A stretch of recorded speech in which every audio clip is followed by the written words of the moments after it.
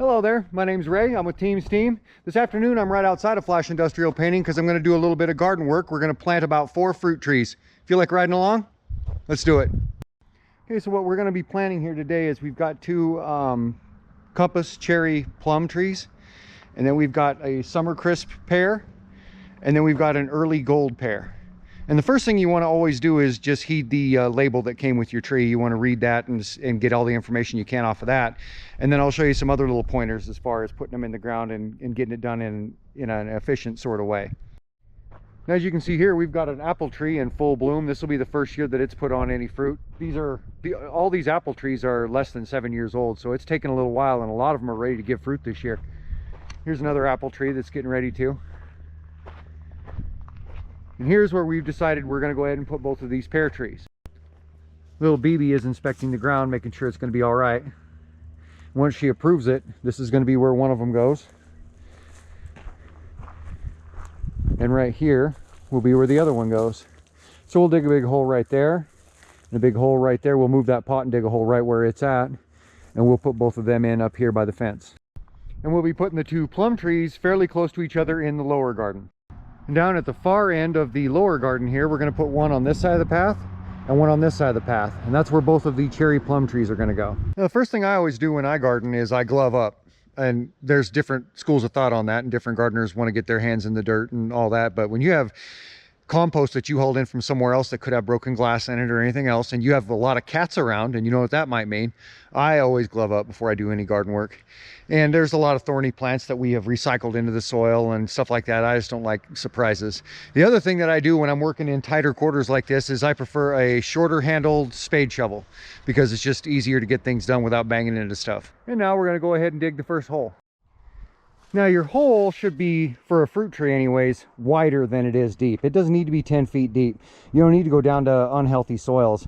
I do mine about 10 to 12 inches deep, and then I go about 3 times the size of the pot itself with the soil that it's in. And this is about 3 times the size of that. And then that leaves me enough room that I can mix up some of these soils, the topsoil with some of the soil that was under it, and make sure that it gets in close to the roots of the tree, so the tree isn't shocked when it tries to expand its roots out of the soil that it's so used to. We want to shock it right off the bat and get it into the soil that it's going to be in, so it can go ahead and start spreading its roots and acclimating. Now, if the sides of your hole are really hard dirt, and this one is not, but if it is, get yourself a rake or like a 3-pronged garden tool or something like that, and rake the sides of it. Get the sides loosened up so the roots have a better chance at being able to penetrate that, so they're not just stuck to the size of the hole that you've dug. And I've just taken the tree out of its pot and set it in the hole roughly. What you want to make sure of is if it's been grafted, and this one has, you can see the graft mark. If it's been grafted, you want to make sure this is an inch or so above your soil level. So that's about where this is going to be. This tree might need to go down just a hair maybe, but that's about where it's going to be. That way this isn't down in a hole or ever going to get covered up by soil. And the next thing you want to do is you want to search around the base of it, make sure you don't have any roots that have become root bound, and this one is definitely not the case. And I want to break this apart. I want to take the time to break a lot of this apart and be gentle with it so you don't tear up a lot of your roots. You can see there's a lot of roots that do get exposed, and you don't want to go tearing those up. You want to leave them intact, but you don't want it to continue to grow just solely in this soil. So you need to take the time to break this apart a little bit and then start filling it in. Now you can see we've gone ahead and put a lot of that soil on top of this pile so we can mix the soil it came in with some of the soil it's going to be in. And you can see what we have left here. That's the root base, which is in good shape, with some of the soil still in it. We didn't strip all the soil out of it. Now I'm going to go ahead and nestle it down in here, make sure it's at the right height, and begin filling it in. You don't want to fill in the whole thing all at once. You want to fill it in 2-3 inches or so, and then give it a light little packing. Okay, we've got our first 2 or 3 inches in, and then the way I do it is I just lightly punch around in there. Not so hard that if you hit a rock you're going to hurt yourself, and not so hard that you could cause root damage or break any of the roots or tear anything up. But you do want to punch around it a little bit. Give it a decent pack. Then we'll do the same thing. We've got topsoil mixed with lower soil, mixed with some of the soil that the tree came in. And here we have about another 2 or 3 inches. Give it another little pack. I'm not punching too hard, but I am packing it in there decently. You do want these roots to be packed in some soil. I'm going to do the same thing here.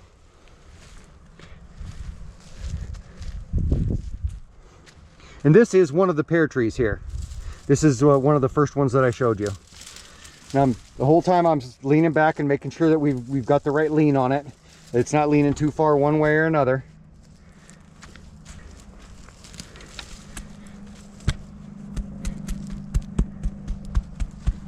Same thing.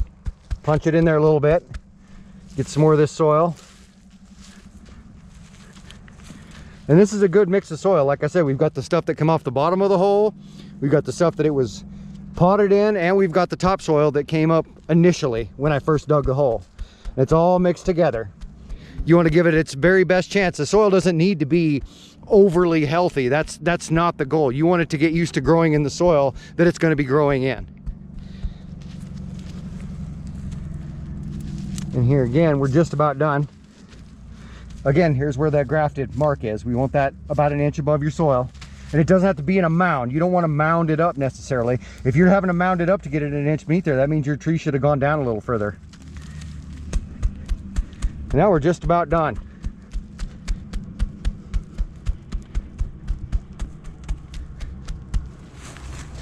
We'll slide this protector back down. This is what came on the tree. We like to run these on our trees as well, and on a lot of them, not all of them. Some trees don't tolerate it very well. And as you can see, the trunk itself is standing up fine. The top seems to be leaning, but that's because that's just the way it was when we bought it. It will straighten itself out, and that's the way the branches are wanting to go. That's got nothing to do with the fact that the trunk is pretty well straight up and down, and we've got it buried about the way we want it. And once you get these two pear trees in the ground, or whatever trees it is that you've planted, the thing you want to do before you go in the house for the evening is you want to give them a good watering. You want to water them in fairly well. Here's the second pear tree, and we've put a couple gallons of water on it. And if your plants are very dry when you unload them, you want to soak them in water for a couple of hours first and then plant them. But if they're sufficiently moist, you just put a gallon or 2 gallons of water on it to water them in. And now we're going to go ahead and dig in this plum tree. And this is a good example of what I was talking about earlier. This hole dug out hard. It dug out in clumps. I know that doesn't look like clumps because those are the last scrapings I took out of it, and that's what went on top, but most of it came out like this. And there's a high clay content, not in all the soil on this property. This property is mostly shale, but this one spot has quite a bit of clay in it for some reason, and it's pretty nutrient devoid, as you can see by the ground around it. Nothing has grown here naturally for many years. And I don't really want to pack all that nutrient devoid clay soil in with just this little bit of possibly used up topsoil and call it good. What I've decided to do instead is I brought in some compost from a spare compost pile we have from a load that we haul in every spring. We haul in a big load every spring. And here's some of, and what we don't use in the garden, we put in a pile over in the corner of the property. And here's a partial wheelbarrow full of that. And that's what I'm going to put in with that, with some of that as well. But I'm going to watch my percentages, and I'm not going to use too much of that. I'm going to use a lot of compost because we need some nutrients in there, and then the dirt that it came in, and then we'll put some of this clay in with it, and that's what we'll fill this in. But first, we need to take the sides of the hole. See how slick and hard those are?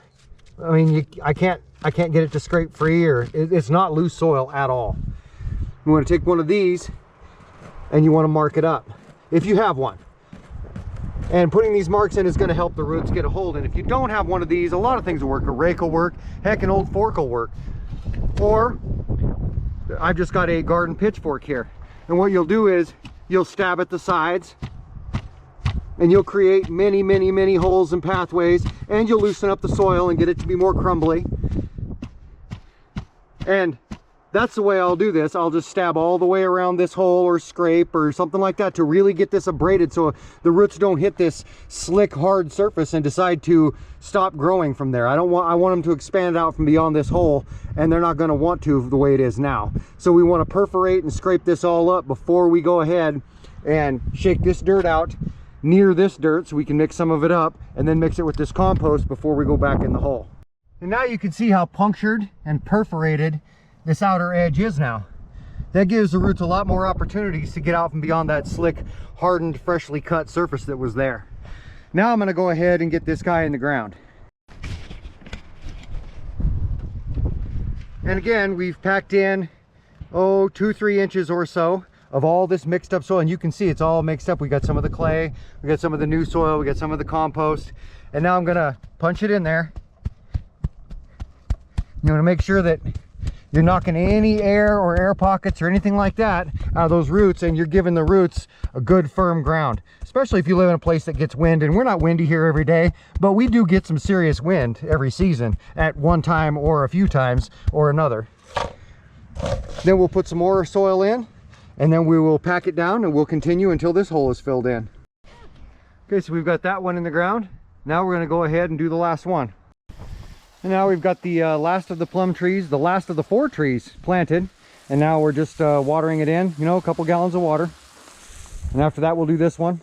And I took the remainder of that wheelbarrow full of compost and spread it out over that kind of nutrient devoid ground. Hopefully get some growth going there, maybe get some ground cover, clover, something like that planted there, so we can begin the process of building soil. And I hauled all the useless kind of nutrient devoid clay soil out, put it in here, and I'm going to go put it somewhere else, spread it out somewhere else on the property. And so there you have it, putting 4 fruit trees in the ground early enough in the year that maybe we can get some good out of it. And if you like this video, go ahead and hit the like button, because that's going to help me grow my channel. And if you like this sort of video, or auto body or truck auto body or carpentry or art or any of the other things we do around here, you might as well go ahead and subscribe, because we always got something going on. We'll see you guys around.